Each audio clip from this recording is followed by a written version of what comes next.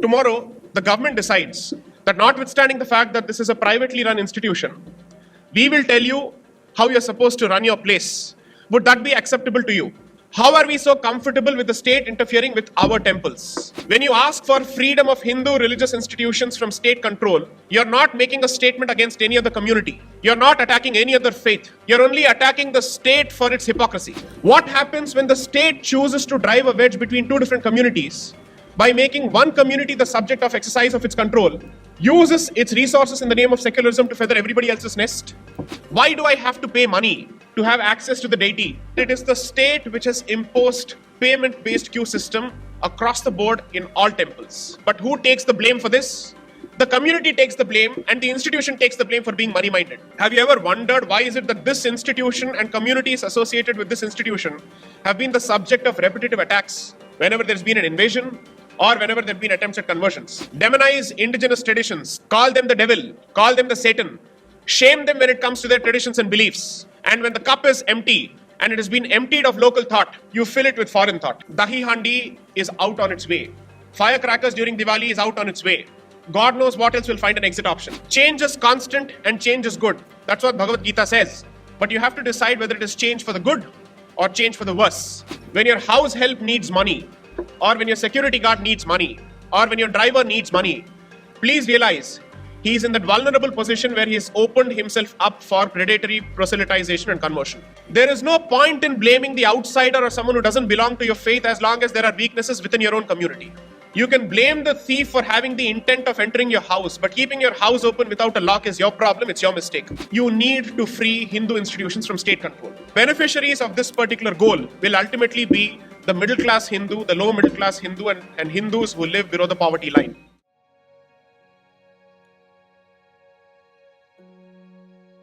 I'm not a religious person. I can't call myself a religious person. I'm not particularly devout. I don't go to temples frequently. I don't participate in religious rituals. Not that I'm an atheist. It's just that I'm not irreligious either. It's just that I perhaps don't have the interest or the inclination. But thanks to my upbringing, I would certainly call myself as someone who is cultural. I see a lot of value in culture. I see a lot of value in holding on to your roots to some extent, because that is what gives you your identity. One of the pet peeves that I have chosen for myself over the last few years is to free temples from government control. Most people assume that this is an elitist cause. Most people assume that the cause of the temple is effectively the cause of the Brahmin, or it is the cause of one caste or one community. As far as I'm concerned, that institution belongs to everyone who falls within the Hindu fold. And therefore, if you're trying to free temples from government control, you're not fighting the cause of one particular caste or community, but you're fighting the cause for an entire faith, for an entire value system, for a group of communities, so to speak. India is a secular country. Is that the assumption? Yes or no? At least on paper. If it is a secular institution, if it is a secular country, therefore the state is supposed to maintain a distance from religious institutions. Yes or no? Yes. If that is the answer, isn't the state supposed to maintain a distance from all religious institutions? Therefore, the amount of control that the state exercises over religious institutions of different faiths must be at least similar or the same? Yes. Do you have an endowments board for mosques? Do you have an endowments ministry for churches? Do you have an endowments ministry for gurudwaras? Do you have an endowments ministry for synagogues in this country? Then why do you have an endowments ministry for only Hindu religious institutions? By having a dedicated ministry that chooses to exercise control over the religious institutions of only one faith, either you're violating the concept of secularism after claiming for yourself this concept called secularism, that you're a secular country, or while you call yourself a secular country, you operate like a Hindu state, because a state that interferes with Hindu institutions can only do so if it believes that it is Hindu in character. These are the only two options available to you. So either embrace your Hindu character and yet treat everybody equally, or remain true to the concept of secularism and stay equidistant from all institutions. If you choose to straddle on both the boats, you don't do justice to either of the boats. That is the simple concept. When you ask for freedom of Hindu religious institutions from state control, you're not making a statement against any other community. You're not attacking any other faith. You're only attacking the state for its hypocrisy. Ask any member of my generation, or perhaps this age bracket of 18 to 25, and you ask them, what is it about a temple that you hate the most? the one thing that comes out automatically as an instinctive response or an intuitive response, you have to pay money for some of these cues. Why do I have to pay money to have access to the deity? Why do you have these special lines? Why do you have these special cues? But then you ask them, so who has imposed this structure? Who has imposed this rule? Most people won't even be aware of the fact that it is the state which has imposed payment-based queue system across the board in all temples. So if you go to some of the popular temples in Tamil Nadu, today a payment-based queue system has gone to the extent where if you need a special darshan, you need to pay close to 2,000 rupees, 3,000 rupees or 5,000 rupees. Are you aware of this temple called the Sabrimala Swami temple in Tiruchendur? Very popular. It's on the beach. From 500 rupees to 700 rupees, now the special queue system has gone to 1,000, 2,000 and 3,000. The community is rebelling, but the state continues to impose that particular structure. But who takes the blame for this? The community takes the blame and the institution takes the blame for being money-minded. What happens when the state chooses to drive a wedge between two different communities by making one community the subject of exercise of its control, uses its resources in the name of secularism to feather everybody else's nest? How is it that when it comes to these resources, it is everybody's money? I'm sorry if it sounds narrow, I'm sorry if it sounds parochial. I'm completely open to the resources of this community being used for everybody else's benefit, so long as their resources are also available for everybody else's benefit. The simple basis of the principle on the basis of which you operate is reciprocity. I will do to you what you will do to me. Is this unreasonable? Is this illogical? Am I saying something that is communal? Am I saying something that is fascist? Am I saying something that is bigoted? Logic is perhaps the better way to approach a proposition as opposed to emotion and rhetoric. So I'm merely testing the validity of my proposition on the basis of logic. These are questions which you have to ask. Tirupati with its resources, is it capable of not investing in free education, free basic education for members of the Hindu community, at least in Tirupati? Is it possible or not? It's possible. Then what stops it from investing those resources in them, in the community? When you know for a fact that conversion is on the rise in and around those districts, and money is a problem as far as people living in that particular area is concerned, is it not possible for this particular institution, which is supposed to be the richest temple in the world or the richest religious institution in the world, to invest in the community? But does it have a say in who can use its resources? The institution has no say. Tirumala Tirupati Devasthanam had a separate act before 1987. Post 1987, when the HRC legislation of Andhra Pradesh was amended, pursuant to recommendations by Justice Challakondaya Committee, the TTD administration was merged with the HRC administration. And there is a specific chapter that deals with it. Anybody who thinks that this legislation is only meant to regulate and restrict and to ensure that there is no corruption fails to realize that wherever there is state, there is bound to be corruption. That is the reality. Are you telling me that state as an institution whose corruption is there for you to see on a daily basis in every newspaper is the single institution in which you will put your faith with respect to the resources of your community? Doesn't make sense at all. When tens and thousands of crores of rupees are involved, are you saying that the Indian state, regardless of whoever is in power, whichever party is in power, is capable of running that institution without corruption? Is that even possible? Yes or no? The second largest owner of real estate in this country is the church. Please tell me, do you think it is impossible for any kind of corrupt dealings in the church when it comes to the kind of land it holds? Is it inconceivable? Yes or no? It is possible, right? Does the state choose to interfere with the activities of the church, citing corruption? Then why is it that you choose to make an example only out of this community, as if corruption is peculiar only to this community? There are close to 39,000 temples in the state of Tamil Nadu alone. And there are over 400 temples which have been notified by UNESCO as places of heritage, world heritage, global heritage. Out of these 39 temples, 38,265 temples are under government control. So is this the assumption that 38,265 temples require the presence of the state? And do you know what is the income of these places? Less than 10,000 a year. That is less than 800 rupees a month. What corruption are you talking of in an institution that can't even earn 800 rupees a month? What business does an executive officer or the state officer have in such an institution? If the state chooses to appoint people who shall be the trustees of the board, Can you call it an independent institution? Is there a distinction between appointment and election? Yes or no? Election would mean community participation. Yes or no? Appointment would mean zero community participation. Yes or no? Your trustees are appointed. They are not elected. Trustees of every other institution, of every other faith are elected. The Gurudwara elects its own trustees. The Waqf elects its own trustees. I want parity in treatment. I want equality in treatment. The Supreme Court is so obsessed with equality these days.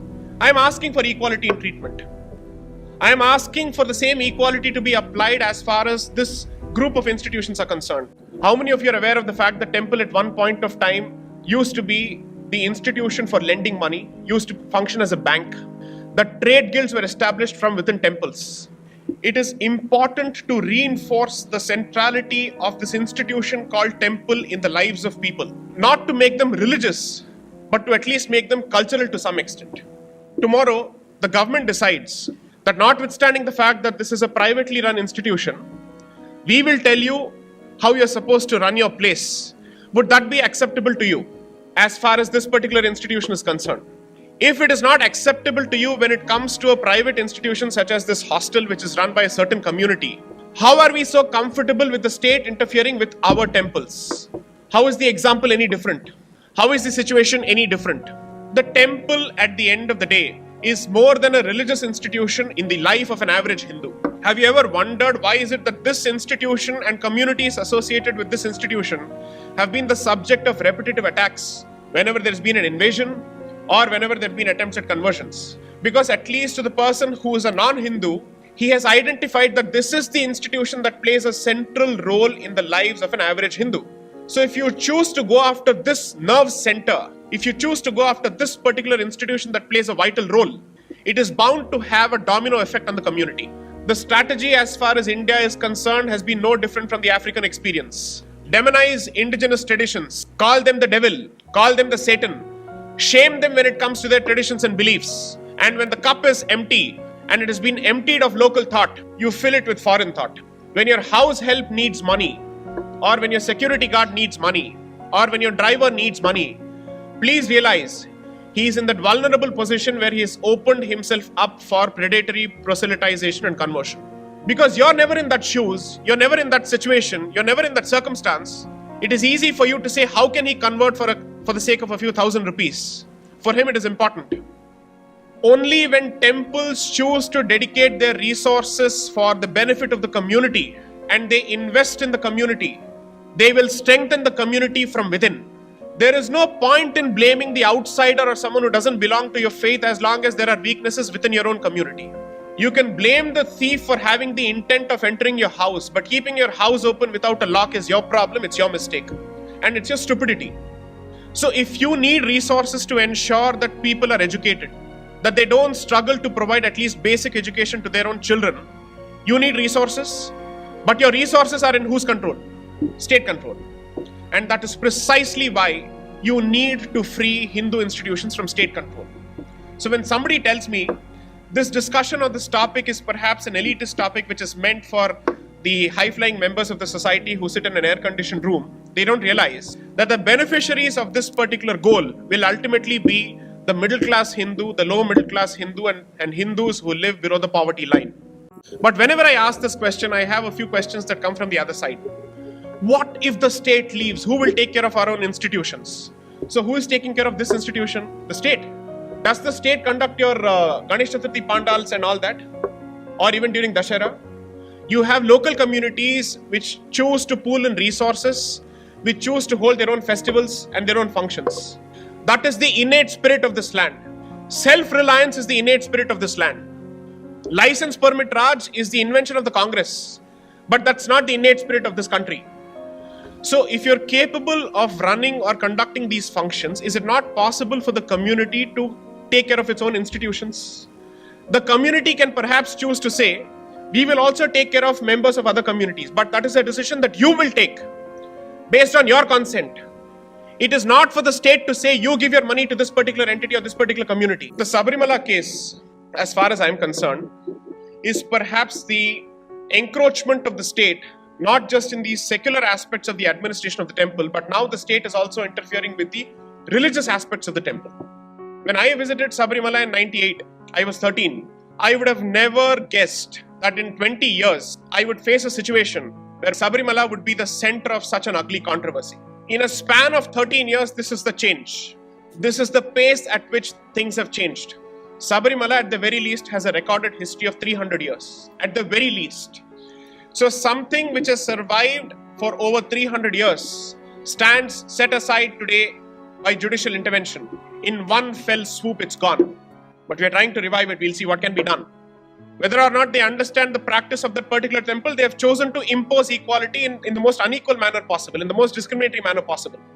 Why do you think Sabrimala is under such intense attack? Any idea? That is the one place where, regardless of the background you come from, you bond, you're together, and you subscribe to one rigid sattvic practice. And when you go there, Sabrimala, if its tradition were to be hijacked or if it were to be destroyed, I can't think of any other religious institution within the Hindu fold which will survive a similar attack.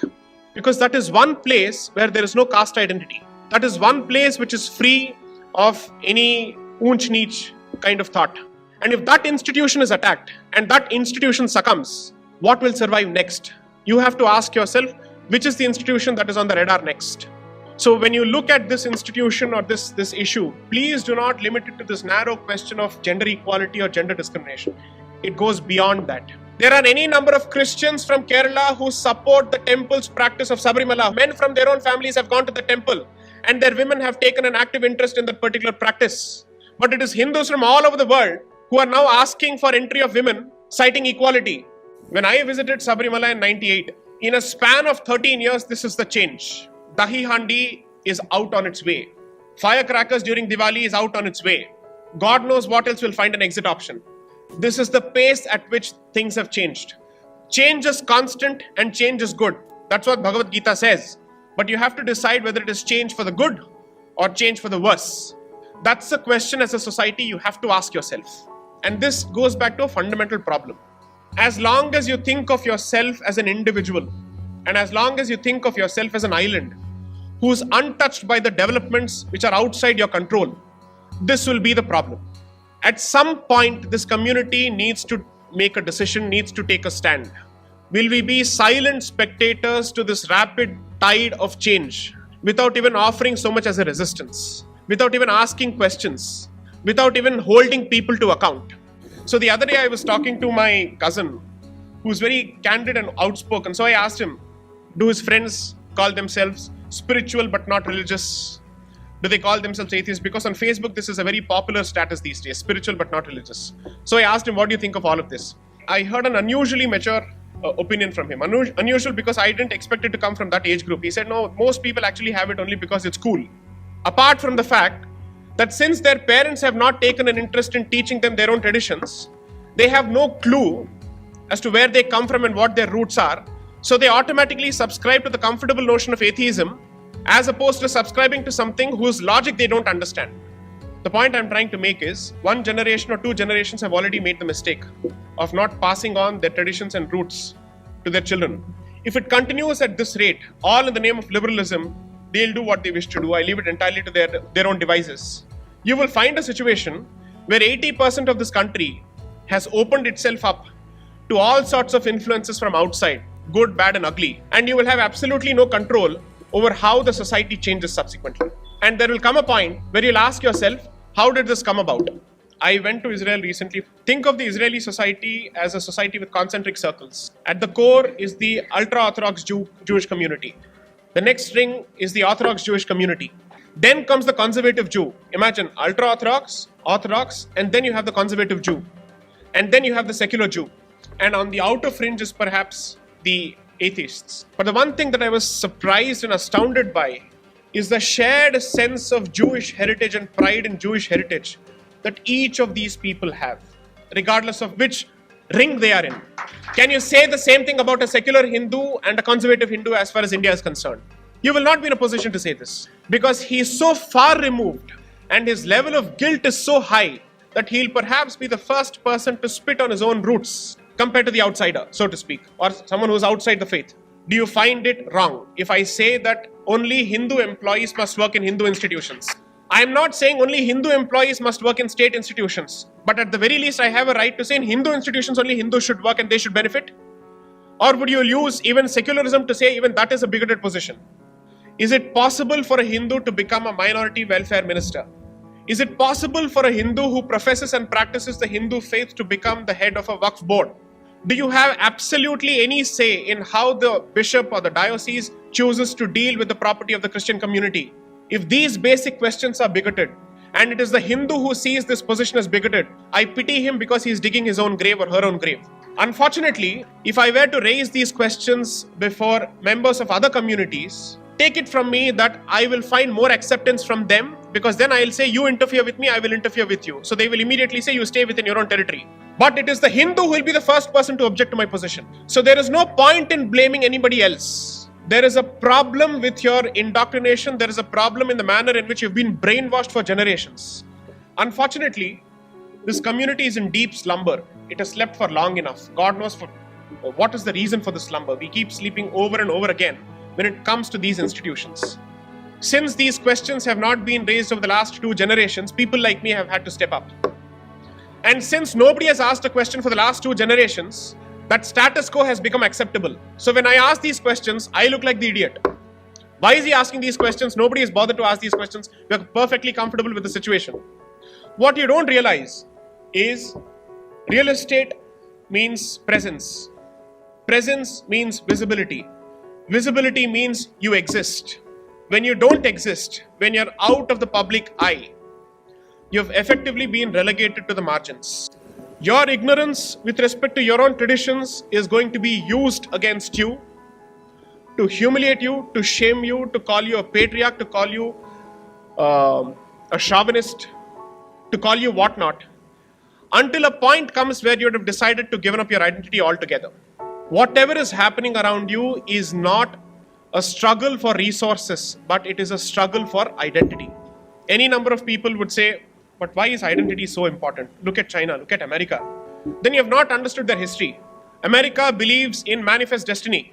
It believes that it has a destiny to lord over the world, so to speak. That it has a destiny which facilitates pursuit of happiness. That is the identity they've imputed to themselves. China subscribes to the Middle Kingdom concept. What about India? We fail to realize the sheer privilege that we enjoy after generations of living in one unified territory from Himalayas to the south. This is something that even Chandragupta Maurya could not achieve, despite having a Chanakya by his side. This is something that Samudragupta could not achieve. This is something that even the Mughals could not achieve. As long as your identity exists, this entity exists in the way it exists. The day your identity is eviscerated and your identity is hijacked, India as it exists today, despite all its flaws, will cease to exist. So whenever I discuss or give a talk on this topic, I'm asked, what can we do as people? What can we do? How do we contribute? It's not necessary for you to always think big. There are certain things that most people can do within their own circumstances, which is completely within their control. So I'm giving you 3 options. If you're running an institution or you're an entrepreneur, is it not possible for you to ensure that people who work for you are taken care of and they participate in your festivals and they're made to feel part of this system and this ecosystem and the Hindu fold? I'm talking of your Hindu employees at the very least. You don't need to impose your faith on anybody else. Is it not possible for you to ensure that when they're struggling for money, they don't go to some institution that says that I'm willing to offer you money provided you change your faith? Is that not within your control? Indic Renaissance, in its most lucid terms, in perhaps the most simplest of terms possible, is an urge, a plea to each of you members to take an active interest in the affairs of your community, to take an active interest in your own traditions, and to make sure that you pass on the traditions that you have got, which is perhaps a fraction of what your parents had. At least that fraction must go to your children, at the very least. Don't blame the schools for their education, because then you're effectively saying that schools are responsible for upbringing, we're only responsible for conception and delivery. You have had the child, so the children are yours. They are not the wards of the state. So as far as teaching is concerned, don't limit it or exclusively to the schools. Take an active interest in what is it that your child is learning. If textbooks are teaching nonsense, and parents don't take an interest, they will assume that parents also endorse that nonsense. And if that brainwashing starts at this age, he will have absolutely no problems with anybody interfering with the Hindu institution. So there is only a point to which you can constantly blame others for your own mistakes, your own weakness, and your own inability to stand up for your traditions. But you can't stand up for your own traditions because you don't know your own traditions. Do not treat any of these talks as pastimes. I'm asking you to take ownership of at least one initiative, something that you believe in, and throw your weight behind it.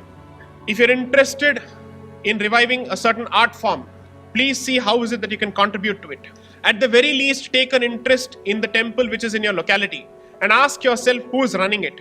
What is the level of state interference in it? Where does the money in the hundi go? Ask these questions. These are basic questions. This is doable. Not one suggestion that I've given is unreasonable. It doesn't require a stretch of your resources or imagination. It only requires you to put your money where your mouth is. So the next time you choose to whine about dharma, or you choose to whine about your religion, or you choose to whine about how the Indian state is hypocritical or is discriminatory towards Hindus, just ask yourself, have you taken at least one step? Have you contributed at least one brick to changing the status quo? If you have done nothing, I must say this bluntly, you do not have the right to whine. Under Article 19 or Article 14 or Article 21 or any of the free speech rights, while you have the freedom to speak and the freedom to express, we have unfortunately translated it to freedom to whine endlessly. This has become the nature of our society. So at the very least, anyone who seems to be a person of resources rushes to an ashram for salvation, God knows for what reason. I have to put this point. I have to say this. I'm sorry if I'm offending a lot of people. I'm simply paraphrasing what Vivekananda has said. You do not have a right to seek individual salvation when the rest of your society is struggling. You have not arrived at a phase where each of you can start going towards salvation. Go to any number of ashrams, patronize any number of babas, no problem, but come back to the temple. Because no matter which Baba comes and which Baba goes, the temple has to remain, it shall remain. It is your responsibility to ensure that it remains for eternity. Put your faith in any number of people. I won't use this phrase called Godman because according to me that's wrong. No problem. But the source is the temple. The root is the temple. The Gangotri is the temple. All of them derive their knowledge only from the temple and from the knowledge that has come from the temple. So whether they attribute their knowledge and their success to the temple or not, at least you should know where they draw their knowledge from. So my request to you would be, perhaps one generation has to swallow this poison pill for the next generation to continue calling itself practitioners of the Sanatan Dharma. In a democracy, what happens is, it is meant to give you the freedom to pursue your own goals, your own, let's say, dreams. But it also unfortunately gives you the luxury of passing on your duty to the next generation. I can't do it, somebody else will do it. And as a consequence, what you have handed over as legacy to the next generation is a set of problems which only keeps growing by the day. A set of identity-related challenges which only keeps piling up by the day. So the hope is, at least in my generation, we'll reduce the burden for the next generation, if not eliminate it. Help us. Help us by helping yourself. Take an active interest in the people around you. I'm sure at the very least, you can influence 5 people in your circles. I'm not asking you to convert. I'm asking you to tell them what you stand for. If somebody spits against your faith or your community in front of you, the very least you can do is to speak up and stand up for your community, as opposed to keeping your mouth shut out of some misplaced sense of politeness. Politeness is not in keeping your mouth shut when somebody is spewing venom against your faith. It's as good or as bad as respecting a friendship where the friend is actually spitting at your parents and you don't want to hurt the friend's sentiments. It's as stupid as that. Are you going to choose your parents over your friends? That is the question that you have to ask yourself. This is the simplest example that I can at least offer. Go back to the basics. Read Aurobindo, read Swami Vivekananda, read Madan Mohan Malviya, read K.M. Munshi, read Ambedkar. Do read him. I haven't found one intellectual in the last 60 years who comes anywhere close to his clarity of thought. He's one of the sterling individuals that we have produced. Whatever his angst may have been against certain scriptures, that was a product of the circumstances he was brought up in and the product of the circumstances he lived in. But remember, he never chose to convert outside the dharmic fold. He never chose to convert to any other faith despite all the incentives that were offered to him. He tried his best to ensure that caste discrimination and untouchability were reduced. And when he realized that he couldn't succeed, he went to the closest option available that allows him to remain within the fold, which is Buddhism. He did not convert to any other faith. So anybody who uses Ambedkar to divide this community is a motivated, useful idiot in the hands of those who have an agenda. He's useful for them and he's an idiot for me. So therefore, he's a useful idiot. So my request to you would be, as opposed to offering sweets to each other on festive occasions, distribute books. Make sure that people are aware of their roots. Community participation or community celebration of festivals is important. The very least that you must develop over a point of time is the power of argumentation. But you need information before you argue. So try and equip yourself with as much information as possible. When your child asks you the reason for a certain practice, at least admit that you don't know and try to answer the question the next time he asks you the question. As opposed to saying this is some superstition. Merely because you know nothing, it can't be superstition. That is not the definition of superstition as far as I know it. So my request to you would be, if you can't think of the society, let's be Indians and be selfish. Think of yourself, think of your family, think of your children, and for their own sake, take an active interest in protecting your traditions.